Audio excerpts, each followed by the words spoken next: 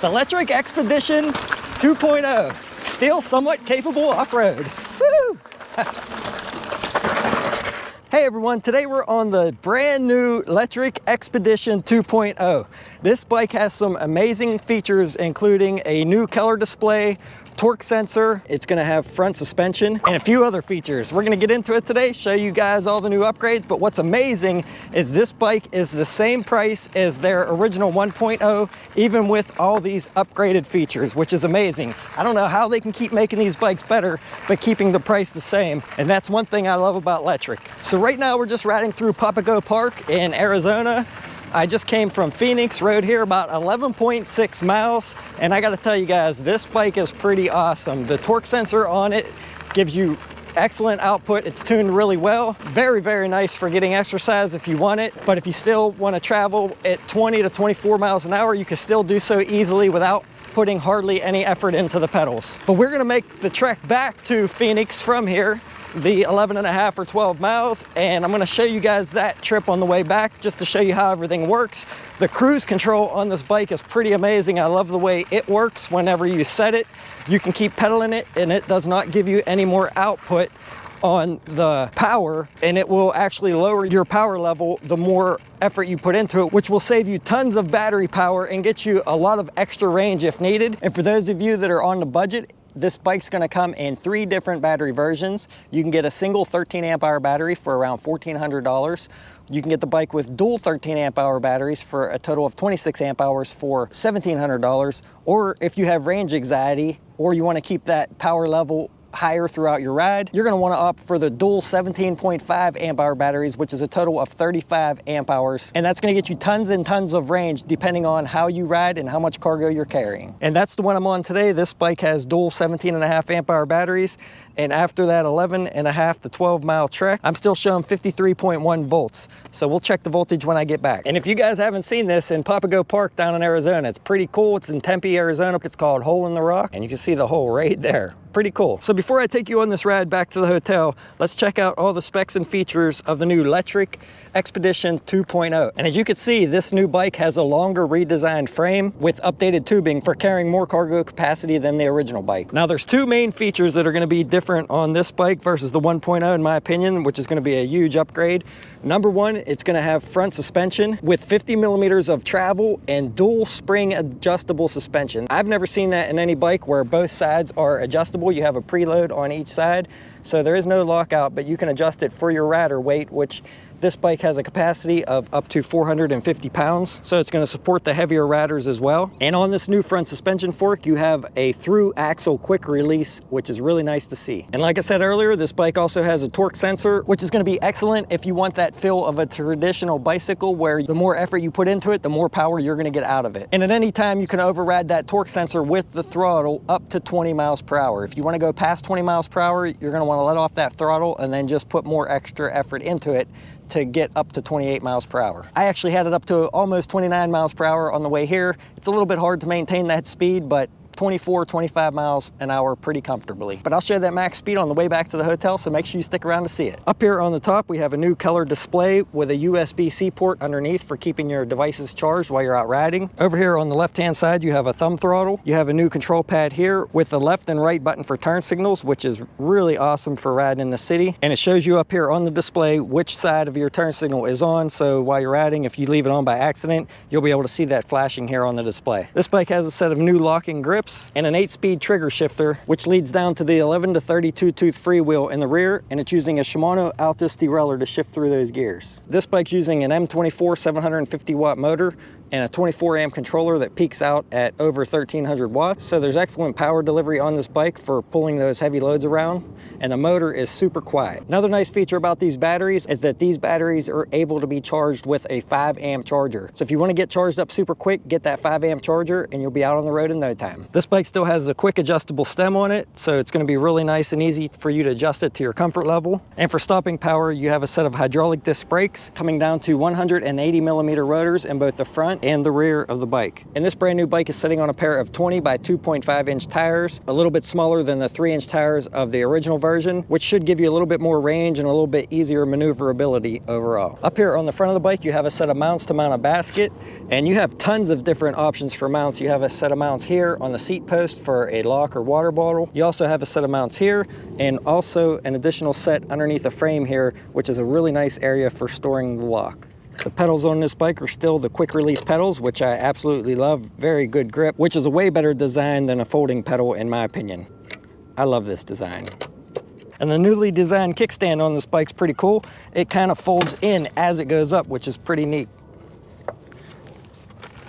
Now this bike's gonna come in 2 different colors, Raindrop Blue, which is what this one is, or Stratus White. So you have 2 different options on colors here. And I do love this blue color. It looks a lot nicer in my opinion than the white. And they are coming out with a new style orbiter that's gonna be a lot nicer for different accessories like child seats and things like that. So if you have children, definitely want to check into that. And they're also going to have a set of redesigned panniers, and they're also going to have a frame bag that mounts right in here. So if you're into carrying gear and don't need that low step over height, then you might want to consider that. All right, everyone, so that's most of the main specs and features on the Lectric Expedition 2.0, but let's hop on this thing, take it for a ride through Pompano Park, and then I'm gonna time my trip back to the Hilton in Phoenix to see how long it takes me. I'm gonna put it in my GPS under a bike route, see how long it tells me, and then I'm gonna see how long it actually takes me to get back, and I'll take you guys on that journey, show you how the cruise control works, show you the kind of speed I can get up to, and just show you how the bike performs. Because it's 101 degrees out here right now, which is ridiculous, and it's supposed to hit 110 to 111 today, so we're gonna try to get back before it gets too hot out here. But thank you guys for watching, and if you feel like this is the bike for you and want to purchase one after seeing this video, please consider using the affiliate link down below in the description, and it will help support the channel. If you do use that link, I greatly appreciate it. But let's get into the ride. Just taking a ride through here through Papago Park before we head back towards the Hilton in Phoenix. But thanks for watching, everyone. Let me know what you thought of this bike when I get onto that canal trail and show you how this bike performs and reacts to the torque sensor. It's pretty amazing the way it's set up. Very, very comfortable to ride. In my opinion, it's a very, very nice bike. Very nice option if you're looking for a cargo bike to carry tons of capacity, have tons of range with that 35 amp hour of battery capacity. You might want to check into this bike. But there's the hole in the rock up there. Pretty cool. Like I said, come check it out if you're in Tempe, Arizona, down by the Phoenix Zoo. Come check out the hole in the rock. Super hot today though. Whew. 101 degrees already, and it's not even noon yet. I don't think it is. Nope, 11:08, and it's already 101 degrees. That's crazy. You can see there's a few people up there. That is pretty neat though. Any other day, I would have hiked up it. Okay, so Google says on the bike trail, on the canal path, it's gonna take 58 minutes and 11 miles to get back. So right now it is 11:12 a.m. So we should get back at least by like maybe 10 after 12. So we're gonna go ahead and start this trip now and see how long it actually takes me to get back on an e-bike. Pretty cool little tunnel here. Going underneath the highway. Man, I would love to have bike trails like this back home. Pretty cool riding through here versus riding out in the country where you gotta watch cars flying around you and coming around bends quick. You do have to watch traffic crossing roads, but beautiful riding on these awesome, especially this one. It's like a paved bike trail.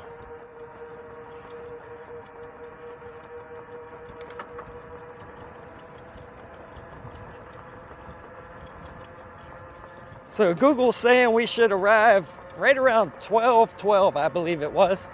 So like I said, we'll see if we can beat that. Now, right now, I'm in pedal assist 5, not putting any effort in. Basically, look, I'll slow down on the pedals. I'm ghost pedaling here. I'm going 21 miles an hour. Now 20. I'm gonna go ahead and put just barely any effort in here. Easily maintaining 20. Gonna go ahead and put a little bit more effort in now. 21, 22, 23. This is what the cadence will be like at 23. I gotta slow down, show you guys a little bit more. Oh no, I can keep, it's like, oh, I thought I had to turn there. I'm gonna keep going straight. It's a nice straight stretch here. So let's see what we can get it up to. See what we can maintain. 24, 25. This is your cadence at 26, 27, 28. So you can get this bike up pretty easily to 28, which is nice. Putting in a little bit of effort, not too much. 27. It might be a little bit hard to maintain 28 for a long time. My legs are starting to burn a little bit. Still maintaining 27. Now I'm gonna go ahead and just ghost pedal a little bit because my legs are burning a little bit. And it's probably gonna go back down to around 20 miles an hour. Really nice for exercise though. But if you want to ghost pedal and go 28 miles per hour, like you can on their cadence sensor bikes, 27, 28, you're not going to be able to do it on this. You are going to have to work a little bit harder for it to go the 28 miles per hour. All right. This is the part I got a little bit mixed up on the way here. I think I need to just go straight. All right, everyone. So I lost a couple minutes at a few intersections and made one wrong turn so far. So that added a few minutes. But I still feel like we're going to make it back plenty early before 12 or whenever it said it was when I was going to get back. Just cruising here, barely putting in any effort, 23, almost 24 miles an hour, according to the bike display. I'll throw an overlay up from the GPS on my 360 camera, which will show you the speed. So we'll see how accurate it is as the speeds I call out are versus the GPS speed of my Insta360 camera. So right now it's saying 24.9 miles per hour, almost 25. So barely putting any effort in, cruising at 25 here. Seems fairly flat. And we're gonna hit some gravel here. It says, see, this GPS is messing me up. It said turn left on the Arizona Canal Trail. I stayed straight. I'm pretty sure this is still the canal trail. But very nice cruising here, even on this gravel with these 2.5-inch tires. 23.8 miles an hour. I'm gonna go ahead and start pushing a little harder and see what we can do here on this hard packed gravel. 26. That front suspension's really nice. Definitely a big improvement over the 1.0. There's a little bump there. I'm gonna slow down coming around here because this is gravel. You guys don't want to take these gravel turns too quick, you'll slide out. Very, very nice smooth ride though. One thing I highly recommend though is a seat. This seat hurts my butt already. Definitely recommend the Cloud9 with the one with the hole in it. I'll put a link down below in the description for it. But if you put a suspension seat post on this bike and a Cloud9, this is gonna be one very, very comfortable cargo bike. Another wrong turn. Don't know why I was trying to go down there. According to GPS, it's still saying I should arrive about 12:10 p.m. All right, so this bike has cruise control as well. I'm gonna show you how that works. Set up really nicely. You gotta hold the throttle to whatever speed you want up until 20 miles per hour. And then you hold the down button down for a few seconds, and that will engage cruise control. Now, it is a little bit difficult to try to hold the throttle and hold the down button. Oh, look at this casualty. That thing is trashed, holy cow. Bird rental scooter, that thing is trashed. That's crazy. All right, let's try this again. So you hold the throttle button, hold the down button down for a few seconds, cruise will engage. Now I'm in pedal assist 2 doing 14 miles an hour. Now, like I was saying, it is a little bit hard to engage cruise control because you have to hold the throttle and push the down button with your same hand on the same side of the handlebars. So that's something to keep in mind. But once you get cruise control enabled, if you hit the throttle, it will disable it. And if you pull the brake lever, it will disable it. But when you start pedaling it, it does not, which is awesome because you can set your cruise control. Right now I'm at 14.5 miles per hour, and you could pedal and put in as much effort as you want. You could change your pedal assist levels, be in any pedal assist level you want, and it's not gonna take off, and it's not gonna give you any more power to go faster than that 14.5 miles an hour with the motor. But you can go faster with your own strength. So what this is gonna do is it's gonna allow you to lower the amperage output of the controller because you're putting in some of your own effort, and you're gonna get way more range because if you watch your watt meter, your watt level output will go down the harder you push on the pedals, and the only increase you'll get in speed past whatever you have the cruise set at is gonna be from your own input. So that's awesome for exercise and awesome for maintaining a long distance if you're trying to conserve battery power. So for example, right now I'm not putting in any effort, not even pedaling. It's using 160 watts, 170 watts. I'm going 14.3 miles an hour. I'm going to start pedaling, and that wattage bumped down. Right now I'm going 14.6 miles an hour, and I'm only using 97 to 100 watts. So it almost cut in half wattage wise, down to 80 watts right now. Now it's bumping up to about 109. I'm going to quit pedaling here, and now it's up to 223 watts. So you can see there, that's why you're going to get tons of range with this cruise control. If you have it set and you put in your own effort, you could basically set it to whatever speed you want and then maintain pedaling. And that's going to be awesome on a bike trail if you're trying to keep up with other people in your group. Say they don't have an e-bike or a young child that can't pedal fast. You just set that cruise control and then pedal as you want, which is awesome. I hit the throttle there to disengage it, and you can see it's going to go ahead and start ramping up because I am in pedal assist 5. So awesome job on the cruise control, Lectric. All right, let's try a brake check with these hydraulic disc brakes and 180 millimeter rotors. We're going to go full speed with just throttle here, a little bit over 20 miles per hour. Let's hit the brakes and see how we stop. We'll stop at this telephone pole here. Wow, very nice. I only got about maybe 10 to 15 feet from 20 miles an hour to completely stopped. And I actually probably could have pulled them a little harder and skidded more, but then I probably would have actually skid further than that. So excellent, excellent stopping power on this bike. Let's try it one more time for those of you that missed it. Nice. About, I don't know, 10 feet from the telephone pole. About 10-foot stopping distance at 20 miles an hour. So pretty nice cruising here at about 26 miles an hour. Here's my pedal cadence. Fairly easy to maintain this speed. 26.5 miles an hour. So set up really well. I would say, safe to say, you can pretty much maintain this speed pretty easily. All right, so I am hearing a slight squeak now when I pedal. I stopped and checked it out real quick. It is the center chain guide on the bike. Just needs a little bit of lubrication on there. It must have got pretty dirty from going down this canal trail here. A lot of dust and dirt, but nothing major. Just need to spray a little bit of chain lube or something on there and probably be good to go. All right, currently it's saying I have about 2 minutes to go and should get there right around noon. So we saved about 12 minutes off that trip. I actually just made 2 or 3 more wrong turns, so that did take a little bit of time, but definitely saved some time having an e-bike versus a traditional bicycle. All right, guys, we made it back. It is 12 o'clock on the money. So we saved 12 minutes off the initial trip from when I first started, and I made a bunch of wrong turns. Took a lot of time, a couple minutes at a few traffic lights. So definitely a time saver having an e-bike. Woo! Wall there, gotta watch the wall.